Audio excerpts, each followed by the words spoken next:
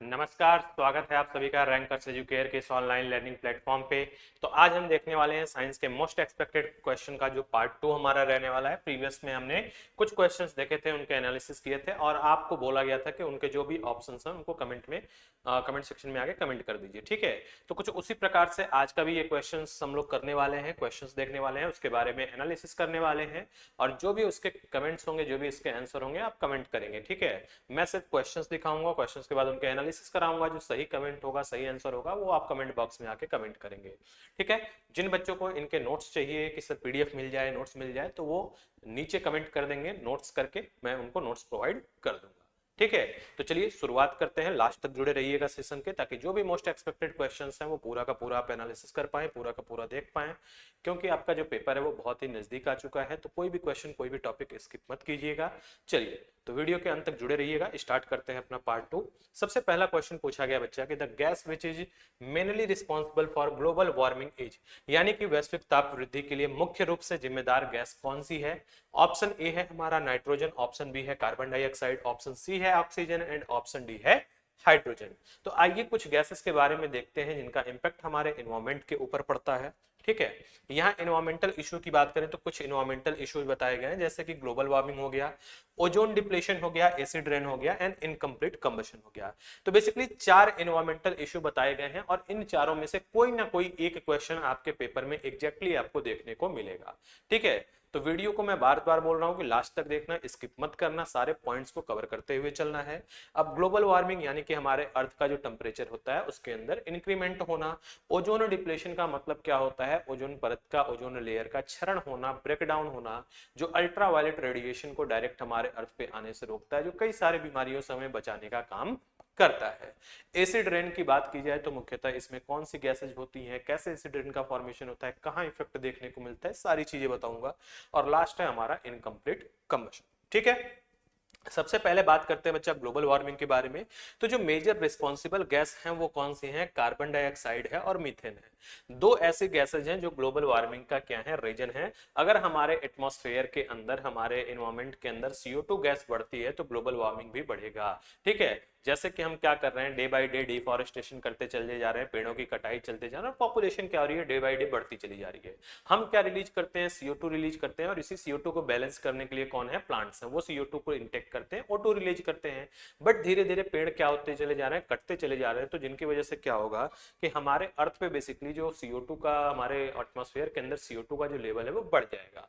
और CO2 का level बढ़ेगा तो क्या होगा? ग्लोबल वार्मिंग बढ़ेगी, यानी कि अर्थ का जो हमारे टेम्परेचर है वो भी क्या होगा? राइज होगा। दूसरा है बच्चा ओजोन डिप्लेशन, जो कि बेसिकली हमारे स्ट्रेटोस्फेयर लेयर के अंदर प्रेजेंट होता है। इसकी बात करें तो ये 16 से 60 किलोमीटर के बीच होता है, ठीक है। सबसे पहले ओजोन डिप्लेशन कहां देखने को मिला था? तो हमें अंटार्कटिका रीजन में देखने को मिला था। अब इसके लिए सबसे मेजर रिस्पॉन्सिबल गैस कौन सी है, मुख्य रिस्पॉन्सिबल जिम्मेदार गैस कौन सी है? तो वो है बच्चा क्लोरोफ्लोरोकार्बन, जिसको शॉर्ट में हम CFCS बोलते हैं। सबसे ज्यादा जो निकलती है ये हमारे घर के रेफ्रिजरेटर्स वगैरह से, ठीक है। CFCS और जगह से होता है, या ओजोन डिप्लेशन के और भी रीजन है जैसे न्यूक्लियर एक्सप्लोजन वगैरह हो गए, लेकिन मेनली जो ये गैस है CFCS, इसकी वजह से क्या होता है, ज्यादा वो डिप्लीट होता है। अगर जो अल्ट्रावायलेट रेज है अगर डायरेक्टली हमारे अर्थ पे आए तो कई सारी बीमारियां हो सकती हैं, जैसे कि स्किन कैंसर हो गया, कैटरैक्ट हो गया। कैटरैक्ट का मतलब होता है जब मोतियाबिंद, ठीक है। तो कई सारी बीमारियां देखने को मिल सकती हैं। नेक्स्ट है बच्चा एसिड रेन, जिसमें मुख्यतः दो गैसेज होती हैं, सल्फर डाइऑक्साइड और नाइट्रोजन डाइऑक्साइड, ठीक है। ये दोनों गैसेज जब जाती हैं और वहां पे एयर के अंदर जब वाटर से रिएक्ट करती हैं तो वहां पे नाइट्रिक एसिड और सल्फ्यूरिक एसिड के फॉर्म में कन्वर्ट हो जाती हैं। और जब ये ड्रॉपलेट्स हमारे अर्थ पे आती है तो उसे हम एसिड रेन कहते हैं, जिसका मुख्यतः जो हमें बेस्ट एक एग्जाम्पल हम ले सकते हैं कि कहाँ इसका इफेक्ट देखने को मिला है, तो वो ताजमहल के ऊपर देखने को मिला है। जो उसका व्हाइट मार्बल है वो बेसिकली कैसा होने लगा है, येलोविश कलर में चेंज होने लगा है। क्योंकि मथुरा रीजन और आगरा रीजन की बात करें तो जो भी इंडस्ट्रीज फैक्ट्री है वहां से बहुत ज्यादा पॉल्यूशन होता है और एसिड रेन वहां पे होने के चांसेस बहुत ज्यादा हैं, जिसका सबसे ज्यादा इफेक्ट जो देखने को मिला है वो हमें देखने को मिला है ताजमहल के ऊपर। नेक्स्ट बात करते हैं इनकम्प्लीट कंबशन। इनकम्प्लीट कंबशन से निकलने वाली गैस कौन सी है बच्चा? कार्बन मोनोऑक्साइड है, जिसे क्या बोला गया है? हाईली पॉइजनस बोला गया है, बहुत ही जहरीली बताया गया है। और दूसरी चीज कि हमारे बॉडी के अंदर आरबीसी होते हैं, रेड ब्लड सेल्स होते हैं, जो हीमोग्लोबिन उसके अंदर होता है वो ऑक्सीजन मॉलिक्यूल को कैरी करने का काम करता है। तो हमने पढ़ा हुआ है कि सर एक हीमोग्लोबिन 4 ऑक्सीजन मॉलिक्यूल को कैरी करने का काम करते हैं। तो ध्यान देना कि एक हीमोग्लोबिन के साथ अगर ऑक्सीजन के कंपेयर में बात करें तो कार्बन मोनोऑक्साइड जो होता है वो 250 गुना ज्यादा जुड़ता है, 200 to 250 टाइम्स क्या होता है, मोर ऐड होता है। ठीक है, तो ये जो होती है हाईली पॉइजनस गैस होती है। तो बेसिकली इन 4 इन्वायरमेंटल इश्यूज के बारे में आपको अच्छे से पढ़ लेना है। ग्लोबल वार्मिंग क्या है, ओजोन डिप्लीशन क्या है, एसिड रेन क्या है, इनकम्प्लीट कंबशन क्या है, गैसेज मैंने यहाँ पे बता दिए हैं। तो इनके बारे में और भी जो डिटेल्ड स्टडी हो सकती है आपको वो पढ़ लेनी है। अब आते हैं हम अपने क्वेश्चंस की तरफ। क्वेश्चन क्या पूछा गया है कि the gas which is mainly responsible for global warming is, वैश्विक ताप वृद्धि के लिए मुख्य रूप से जिम्मेदार गैस कौन सी है? नाइट्रोजन है, कार्बन डाइऑक्साइड है, ऑक्सीजन है या हाइड्रोजन है? तो इसका जो आंसर होगा वो आप कमेंट करके बताओगे। ठीक है, चलते हैं हम अगले अपने प्रश्न की तरफ, क्वेश्चन नंबर 7 की तरफ। नेक्स्ट है बच्चा, which hormone is responsible for the fight और फ्लाइट रिस्पॉन्स इन ह्यूमंस? मनुष्यों में लड़ो या भागो प्रतिक्रिया के लिए कौन सा हार्मोन जिम्मेदार है? ऑप्शन ए है इंसुलिन, ऑप्शन बी है थायरोक्सिन, ऑप्शन सी है एड्रेनलिन और ऑप्शन डी है एस्ट्रोजन। तो आइए कुछ हार्मोन्स के बारे में पहले देख लेते हैं कि कौन से हार्मोन्स होते हैं, क्या फंक्शंस करते हैं। ठीक है, और अगर मैं बात करूं हार्मोन्स से रिलेटेड तो मैंने एक प्रीवियस शॉर्ट वीडियो 2 से 4 मिनट का जनरली बना के रखा हुआ है, जिसमें सारे इंपॉर्टेंट हार्मोन्स किस ग्लैंड से सिक्रीट होते हैं, क्या फंक्शंस परफॉर्म करते हैं, ये पूरा आपको एक चार्ट के अंदर बना के एक सीट के अंदर दिया हुआ है। तो उस वीडियो को मस्ट वॉच कर लें ताकि आपके हार्मोन्स वाले पोर्शन से अगर जितने भी क्वेश्चन आने होंगे वो आपके एक शॉर्ट 2 से 3 मिनट के वीडियो के अंदर कंप्लीट हो जाएंगे। ठीक है, तो एक बार उस वीडियो को जरूर देख लेना। चलिए आते हैं, पहले यहां पे डिस्कस कर लेते हैं। तो हार्मोन की बात करें, सबसे पहला हार्मोन बोला गया है बच्चा एड्रेनलिन, जो एड्रेनल ग्लैंड से सिक्रीट होता है और जिसका की फंक्शन या इफेक्ट क्या है, तो ये इमरजेंसी रिस्पांस के अंदर वर्क करता है। दूसरा है बच्चा इंसुलिन, जो कि हमारे पैनक्रियाज से सिक्रेट होता है। और इंसुलिन की बात की जाए तो ये जो होता है सीएचएस का पेट क्वेश्चन होता है। ठीक है, बहुत ही इंपॉर्टेंट क्वेश्चन होता है सीएचएस का, जो हर साल, चाहे मैं क्लास 9th की बात करूं चाहे क्लास 11th की बात करूं, तो सीएचएस में एक क्वेश्चन जो इंसुलिन से रिलेटेड है वो अक्सर पूछा जाता है। ठीक है, तो इस क्वेश्चन को बहुत ही अच्छे से देख लेना। दूसरा है हमारा थायरॉक्सिन। थायरॉक्सिन की बात करें, सॉरी अभी इंसुलिन के हम की फंक्शंस की बात कर लेते हैं। तो इंसुलिन का जो की फंक्शन है बच्चा वो क्या होता है, हमारे ब्लड के अंदर शुगर लेवल को मेंटेन करने का, लो करने का काम करता है। थायरॉक्सिन की बात करें तो ये थायराइड ग्लैंड से सिक्रीट होता है, ये हमारे मेटाबॉलिज्म में हेल्प करता है और इसके लिए क्या चाहिए, आयोडीन चाहिए। ठीक है, इसी की वजह से डिफिशियंसी से क्या होता है, ग्वाइटर डिजीज होता है, पढ़ा हुआ है आप लोगों ने।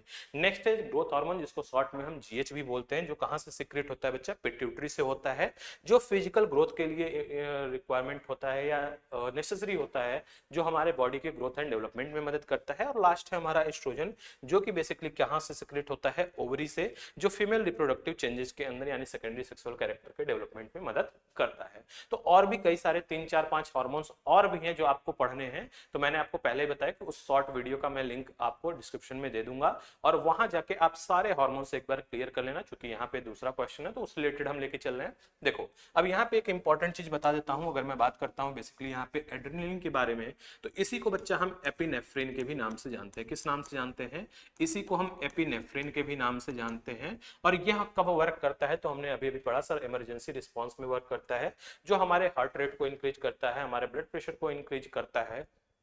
ठीक है, हमारे डाइजेस्टिव ट्रैक से क्या करता है, ब्लड को लेके हमारे अदर वाइटल पार्ट्स को देने का काम करता है इन इमरजेंसी सिचुएशन। ठीक है, तो यहाँ पे हमारा क्वेश्चन ही क्या था कि which hormone is responsible for the fight और फ्लाइट रिस्पॉन्सेज इन ह्यूमंस?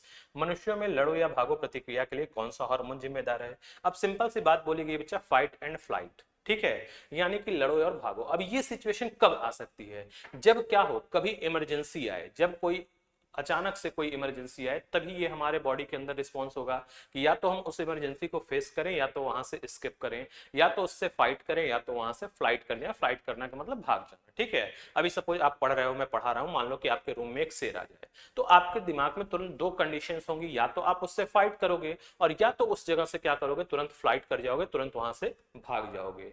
तो मैंने क्वेश्चंस आपको क्लियर कर दिया कि क्वेश्चन बेसिकली किससे रिलेटेड पूछा गया है। अब जो इसका आंसर है वो आप कमेंट करके बताओगे कौन सा ऑप्शन करेक्ट होगा। ऑप्शन ए है इंसुलिन, ऑप्शन बी है थायरोक्सिन, ऑप्शन सी है एड्रेनलिन और ऑप्शन डी है एस्ट्रोजन। जिन बच्चों को ये क्वेश्चन ना आए वो कमेंट कर देंगे, क्वेश्चन नंबर मेंशन कर देंगे और साथ में आंसर लिख देंगे, तो मैं उनको इसका आंसर भी प्रोवाइड कर दूंगा। ठीक है, चलिए बढ़ते हैं क्वेश्चन नंबर 8 की तरफ, थर्ड क्वेश्चन की तरफ अपने आज के सेशन के। The SI unit of frequency is, यानी कि आवृत्ति की एसआई इकाई क्या है? न्यूटन है, वॉट है, हर्ट्ज है या फिर जूल है? तो आइए कुछ एसआई यूनिट्स के बारे में पहले डिस्कशन कर लेते हैं, उसके बाद देखते हैं। फिजिकल क्वांटिटी की बात करें जैसे कि बच्चा फ्रीक्वेंसी हो गया, फोर्स हो गया, पावर हो गया, एनर्जी हो गया, या वर्क हो गया, या प्रेशर हो गया, तो इनकी जो एसआई यूनिट होते हैं या सिंबल होते हैं वो अक्सर कॉम्पिटिटिव एग्जाम्स के अंदर पूछे जाते हैं कि इनके एसआई यूनिट क्या होंगे या इसको हम किस सिंबल से डिनोट करते हैं, किस साइन से डिनोट करते हैं। तो सबसे पहले बेसिकली फ्रीक्वेंसी की बात कर लेते हैं जिसका जो एसआई यूनिट है वो क्या बोला गया है, हर्ट्ज है, जिसको कैपिटल एच एंड जेड से डिनोट, स्मॉल जेड से डिनोट करते हैं। फोर्स की बात की जाए बच्चा तो इसका जो एसआई यूनिट होता है वो न्यूटन होता है, जिसको हम सिंबल एन से डिनोट करते हैं। पावर की बात की जाए तो इसे वॉट, तो इसकी जो एसआई यूनिट होती है वॉट होती है और सिंबल जो होता है वो कैपिटल डब्ल्यू होता है। एनर्जी या वर्क की बात करें तो इसकी जो एसआई यूनिट होती है जूल होती है और इसका सिंबल जो होता है वो कैपिटल जे के फॉर्म में होता है। प्रेशर जो होता है वो पास्कल के फॉर्म में होता है, एसआई यूनिट जो होता है उसका पास्कल होता है। सिंबल की बात की जाए तो कैपिटल पी और स्मॉल ए आता है। ठीक है, तो यहाँ पे देखो प्रेशर की बात करें पास्कल। अब जब हम कहाँ पे बात करते हैं, जब भी हम बात करते हैं वायु के अंदर, जब हमसे पूछा जाता है ब्लड प्रेशर, एक ह्यूमन का ब्लड प्रेशर पूछा जाता है, तो वहां पे हम क्या करते हैं, mmHg का यूज करते हैं। ठीक है, तो उस कॉन्सेप्ट को थोड़ा अलग रखना। बेसिकली जो प्रेशर का यूनिट होता है वो क्या होता है, पास्कल होता है। तो हमसे क्वेश्चन क्या पूछा गया, कहता है कि the SI unit of frequency is, यानी कि सर फ्रीक्वेंसी का आवृत्ति का एसआई यूनिट क्या है, न्यूटन होगा, वॉट होगा, हर्ट्ज होगा या फिर जूल होगा। नेक्स्ट, इसको भी आप क्या करोगे, इसके भी आंसर्स को कमेंट में बताओगे कि कौन सा ऑप्शन करेक्ट होगा। ऑप्शन ए होगा, ऑप्शन बी होगा, ऑप्शन सी होगा या फिर ऑप्शन डी होगा। नेक्स्ट आते हैं बच्चा, the purest form of carbon is, carbon का सबसे शुद्ध रूप कौन सा है, कोल है, चारकोल है, कोक है या एंथ्रासाइट है, यानी कोयला है, ठीक है, या फिर कोक है या फिर एंथ्रासाइट है, कौन सा है ऐसा है जो कि कार्बन का सबसे शुद्ध रूप माना जाता है या शुद्ध रूप है। ठीक है, तो आइए पहले इसको डिस्कशन कर लेते हैं। अगर हम बात करते हैं जैसे कि प्रोडक्ट कोक की बात करते हैं बच्चा, तो इसका डिस्क्रिप्शन क्या बोला गया कि ये प्योरेस्ट फॉर्म ऑफ कार्बन, यानी कार्बन का सबसे शुद्ध रूप होता है। कॉमन यूज की बात करें तो used in the manufacture of steel and extraction of metals, यानी कि इसका यूज कहाँ किया जाता है, तो स्टील को बनाने में मदद किया जाता है और मेटल्स धातु को एक्सट्रैक्ट करने के लिए, निकालने के लिए इसका यूज किया जाता है। कोल टार की बात करें तो thick black liquid with unpleasant smell, यानी कि बहुत ही थिक मोटा होता है, ब्लैक कलर का होता है और इसका जो स्मेल होता है वो अनप्लीजेंट होता है। ठीक है, used as starting material for dyes, drugs, perfumes and plastic, इसका यूज किस में किया जाता है, तो कई सारे मटेरियल के डाइज यानी सुखाने में, ड्रग्स के अंदर, परफ्यूम्स के अंदर और प्लास्टिक्स के अंदर। ठीक है, कोल गैस की बात करें तो ये गैसियस फ्यूल होता है बच्चा, used as a fuel in industries situated near the coal processing plants, कहाँ पे इनका यूज किया जाता है, तो उन इंडस्ट्रीज के अंदर जो कहाँ सिचुएटेड होती हैं, तो कोल प्रोसेसिंग प्लांट के नियर जो सिचुएटेड होती है उनके अंदर इनका मुख्यतः यूज किया जाता है। एक इंपॉर्टेंट क्वेश्चन जो आपसे कभी कभी पूछता है कि ब्लैक गोल्ड के फॉर्म में हम किसे जानते हैं, ब्लैक गोल्ड या इज ऑल्सो नोन एज, तो जो पेट्रोलियम होता है उसे हम क्या बोलते हैं, ब्लैक गोल्ड के भी नाम से जानते हैं, इसको याद रखिएगा। ठीक है, जो पेट्रोलियम होता है उसी को हम ब्लैक गोल्ड यानी काला सोना के भी नाम से जानते हैं। ठीक, चलिए कुछ इंपॉर्टेंट क्वेश्चंस के फॉर्म में देख लेते हैं। Which substance is known as black gold, देखिए वही क्वेश्चन आ गया, आंसर क्या है, petroleum. It is called this because of its great commercial value, यानी कि इनका जो कॉमर्शियल वैल्यू है, इकोनॉमिक इंपॉर्टेंस है वो बहुत ज्यादा होता है, इसलिए इसे हम क्या बोलते हैं, ब्लैक गोल्ड भी बोलते हैं। What is currently used for metalling और surfacing roads instead of coal tar, यानी कि जो पहले क्या होता था, जो हम अलकतरा जिसको लोकल लैंग्वेज में बोलते हैं, कोल टार का यूज करते थे रोड बनाने के लिए, ठीक है, सरफेस को एक मेटलिंग देने के लिए, तो अब उसकी जगह पे क्या बोला गया, इंस्टेड ऑफ कोल तार, कोल तार की जगह पे किसका यूज करते हैं, तो आपको ये क्वेश्चन बहुत इंपॉर्टेंट रहने वाला है, याद रखना, बिटुमेन का यूज करते हैं। ये एक पेट्रोलियम प्रोडक्ट है जो कोल टार की जगह पे अब क्या होता है, यूज होता है। नेक्स्ट क्वेश्चन पूछा गया कि which variety of coal has the highest carbon content and produces the most heat, यानी कि कौन सी कोल की ऐसी वेराइटी है जिसके अंदर ज्यादा से ज्यादा कार्बन कंटेंट है और ज्यादा से ज्यादा हीट प्रोड्यूस कर सकता है, तो उसका नाम क्या है बच्चा, एंथ्रासाइट। तो ये क्वेश्चन भी बहुत ही इंपॉर्टेंट रहेगा कि कौन सा मुख्यतः ऐसा कोल का वेराइटी है, मुख्य भाग है या प्रकार है एक तरह से, जो हाईएस्ट कार्बन कंटेंट रखता है और साथ साथ ज्यादा से ज्यादा हीट प्रोड्यूस करने का काम करता है, तो क्या होगा बच्चा, एंथ्रासाइट होगा। तो ये तीन क्वेश्चन भी हमारे किसी भी कॉम्पिटिटिव एग्जाम के लिए बहुत ही इंपॉर्टेंट रहने वाले हैं, इसको बहुत अच्छे तरीके से याद रखना, देख लेना। ठीक है, चलिए, तो हमसे क्वेश्चन क्या पूछा गया था, क्वेश्चन देख लेते हैं हमारा। सर क्वेश्चन हमारा था कि the purest form of carbon is, यानी कि कार्बन का सबसे शुद्ध रूप कौन सा है? कोल है, चारकोल है, कोक है या फिर एंथ्रासाइट है? तो अब आप कमेंट करके बताइए कौन सा ऑप्शन करेक्ट होगा क्वेश्चन नंबर 9 के लिए। ठीक है, आप जनरली सिर्फ ऑप्शन लिख के भी छोड़ सकते हैं, जरूरी नहीं कि पूरा का पूरा, अगर कोई क्वेश्चन लंबा हो जाता है तो पूरा का पूरा ऑप्शन कमेंट करने की, पूरा के पूरा अल्फाबेट कमेंट करने की जरूरत नहीं है वर्ड को, डायरेक्टली बस जो वर्डिंग है ABCD के फॉर्म में वो आप कमेंट कर सकते हो क्वेश्चन नंबर मेंशन करके कि 8 ऑप्शन सी, ठीक है, या 9 ऑप्शन सी या डी, जो भी है उसको आप कमेंट कर सकते हो। ठीक है, चलिए बढ़ते हैं नेक्स्ट क्वेश्चन की तरफ। नेक्स्ट क्वेश्चन हमसे क्या पूछा गया बच्चा कि in which part of the female reproductive system does fertilization occur, यानी कि महिला प्रजनन प्रणाली के किस भाग में निषेचन होता है, फर्टिलाइजेशन होता है, यानी कि fusion of male gamete and female gamete होता है, मेल गैमेट फीमेल गैमेट आपस में फ्यूज करते हैं, ओवरी के अंदर, यूट्रस के अंदर, फैलोपियन ट्यूब के अंदर या फिर सर्विक्स के अंदर, यानी कि अंडाशय के अंदर, गर्भाशय के अंदर, फैलोपियन ट्यूब यानी अंडाशय वाहिनी के अंदर या फिर गर्भाशय ग्रीवा के अंदर। तो आइए पहले फीमेल रिप्रोडक्टिव पार्ट और जो भी रिप्रोडक्टिव ऑर्गन्स हैं उनके बारे में एनालिसिस कर लेते हैं, जहां से मैक्सिमम क्वेश्चंस पूछे जाते हैं। उसके बाद फिर हम कमेंट सेक्शन की तरफ आते हैं। तो सबसे पहला क्या बोला गया है, ओवरी को डिस्क्राइब किया गया है कि produce the female gamete that's called egg और ovum and hormones like oestrogen, यानी कि जो ओवरी होता है, अंडाशय होता है, वो फीमेल गैमेट का फॉर्मेशन करता है और साथ ही साथ एस्ट्रोजन जैसे हार्मोन का भी सिक्रेशन करता है। अब एस्ट्रोजन का काम क्या था, अभी अभी बताया था पिछले क्वेश्चन में कि वो क्या करता है, तो as a secondary sexual character को डेवलपमेंट करने में मदद करता है। दूसरा है बच्चा फैलोपियन ट्यूब, ठीक है, the meeting point where the sperm fertilize the egg, यानी कि वह जगह जहां पे क्या होता है, स्पर्म और ओवा आपस में मिलते हैं, यानी कि फर्टिलाइजेशन अकर होता है।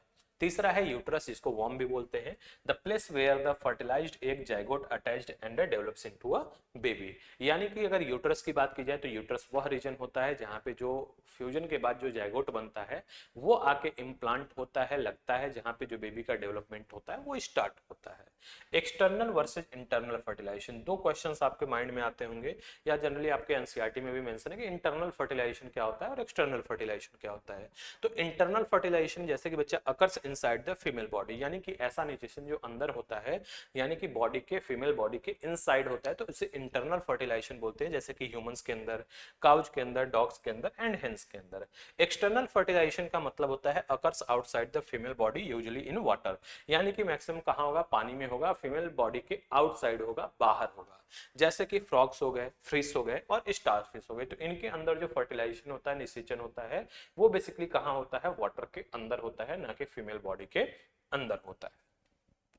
ठीक है, नेक्स्ट है बच्चा viviparous and oviparous, most important. ठीक है, विविपेरस क्या होते हैं, तो animals that give birth to young ones, ऐसे एनिमल्स, ऐसे ऑर्गेनिज्म जो क्या करते हैं, अपने यंग वंस को बर्थ करते हैं, जन्म देते हैं, उसे हम क्या बोलते हैं, विविपेरस बोलते हैं, जैसे कि ह्यूमंस हो गए, कैट्स हो गए। ओविपेरस की बात करें तो एनिमल्स दैट ले एग्स, यानी कि ऐसे एनिमल्स जो क्या करते हैं, एग ले करते हैं, अंडा देते हैं, जैसे कि हेंस हो गया, लिजार्ड हो गया, बटरफ्लाइज हो गई। तो ये सारे किस में आते हैं, ये आते हैं बेसिकली ओविपेरस के अंदर।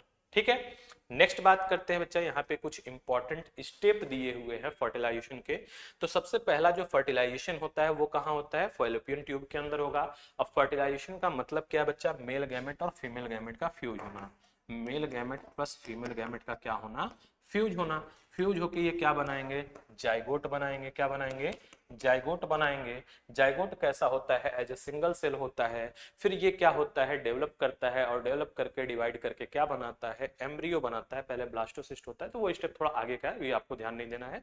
ठीक है, एम्ब्रियो बनेगा, यानी कि बॉल ऑफ सेल्स, कई सारे सेल्स में क्या होंगे, डिवाइड बनेंगे। और फिर एम्ब्रियो किस में डेवलप होगा, एम्ब्रियो जो है वो, ये जब जाइगोट आ जाएगा कहाँ पे, आ जाएगा यूट्रस के अंदर, वहां पे उस प्रोसेस को क्या बोलते हैं, इम्प्लांटेशन बोलते हैं। ठीक है, उसके बाद फिर एम्ब्रियो जो होगा वो डेवलप करेगा और डेवलप करके क्या बनाएगा, फिटस बनाएगा। फिटस वह स्टेज होती है जहां पे बेबी के जो बच्चा होता है, ठीक है, उसके जो बॉडी पार्ट्स होते हैं उनको हम आइडेंटिफाइड कर सकते हैं कि हाँ ठीक है, ये इसके हाथ है, पैर है, या जो भी ऑर्गन्स होते हैं उनको इजीली हम क्या कर सके, आइडेंटिफाई कर सके। तो उस पार्ट को हम क्या बोलते हैं, फिटस बोलते हैं। तो याद रखना है कि फर्टिलाइजेशन कहाँ होगा सर, फीमेल रिप्रोडक्टिव ऑर्गन के फैलोपियन ट्यूब के अंदर होगा, ठीक है। फिर उसके बाद क्या होगा, फर्टिलाइजेशन होने के बाद, फ्यूजन होने के बाद सर जायगोट बनेगा। जायगोट कैसी कंडीशन होती है, तो सिंगल सेल्ड कंडीशन होती है।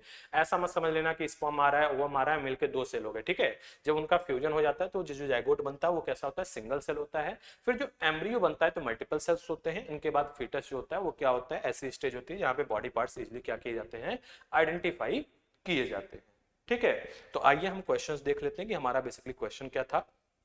क्वेश्चन पूछा गया था कि in which part of the female reproductive system does fertilization occur, यानी महिला प्रजनन प्रणाली के किस भाग में निषेचन होता है, ओवरी के अंदर, यूट्रस के अंदर, फैलोपियन ट्यूब या ओविडक्ट के अंदर, या फिर सर्विक्स के अंदर। तो इसका जो भी सही आंसर होगा वो आप कमेंट करके बताएंगे। एक चीज थोड़ा सा और डीपर बता देता हूं, मे बी क्वेश्चन थोड़ा हाई लेवल का अगर पूछ दे तो देखो कहीं कहीं आप देखोगे, अभी आपके बेसिकली एनसीईआरटी में नहीं है, थोड़ा हायर क्लास में है, तो क्या देखोगे कि फैलोपियन ट्यूब के 3 पार्ट होते हैं। कितने पार्ट होते हैं बच्चा, 3 पार्ट होते हैं। कौन कौन से, इनफंडिबुलम,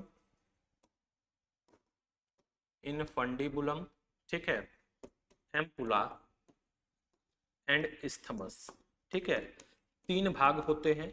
अब इसमें से हो सकता है कि कभी आपको क्वेश्चन में ये देखने को मिल जाए कि यहां पहले से मेंशन कर दे कि फीमेल रिप्रोडक्टिव सिस्टम के फैलोपियन ट्यूब में फर्टिलाइजेशन होता है, बट फैलोपियन ट्यूब के किस रीजन में होता है। तो अगर यह क्वेश्चन आपसे कहीं देखने को मिल जाता है कि फैलोपियन ट्यूब के भी किस रीजन में होता है, तो वह रीजन क्या होगा, एम्पुला रीजन होगा। यानी कि जनरली अगर क्वेश्चन पूछता है कि फीमेल रिप्रोडक्टिव ऑर्गन के किस पार्ट में, तो आपको पता है सर कहां, फैलोपियन ट्यूब में। लेकिन अगर फैलोपियन ट्यूब के अंदर भी अगर क्वेश्चन आपसे पूछ दिया तो आपको कौन सा रीजन याद रखना है, एम्पुला रीजन याद रखना है, ठीक है। तो अब जिन भी बच्चों को इसके पीडीएफ, इसके नोट्स वगैरह चाहिए, या जिन बच्चों को जो भी डाउट्स होगा तो वो कमेंट सेक्शन में अपने डाउट्स को ड्रॉप कर दें, उनको रिस्पांस कर दिया जाएगा। और ऐसे ही मोस्ट एक्सपेक्टेड एमसीक्यू के लिए, पीवाईक्यू के लिए जुड़े रहिए हमारे चैनल रैंकर्स एजुकेयर के साथ। जो बच्चे अभी इस चैनल पर नए हैं वो इस चैनल को फॉलो और लाइक और शेयर करें वीडियो को, ठीक है। अगर आपको किसी और भी सब्जेक्ट में इशू आ रहा है, कोई भी और भी सब्जेक्ट आप पढ़ना चाहते हैं और उसके टॉपिक्स आप अगर डिस्क्रिप्शन में या कमेंट सेक्शन में डाल देते हैं कि सर ये चैप्टर से ये टॉपिक हमें पढ़ना है या यहां से क्वेश्चंस करना है, तो उसे भी आपको कराया जाएगा, ठीक है। तो ऐसे ही इंपॉर्टेंट वीडियो के लिए फॉलो करें हमारे चैनल रैंकर्स एजुकेयर को। धन्यवाद।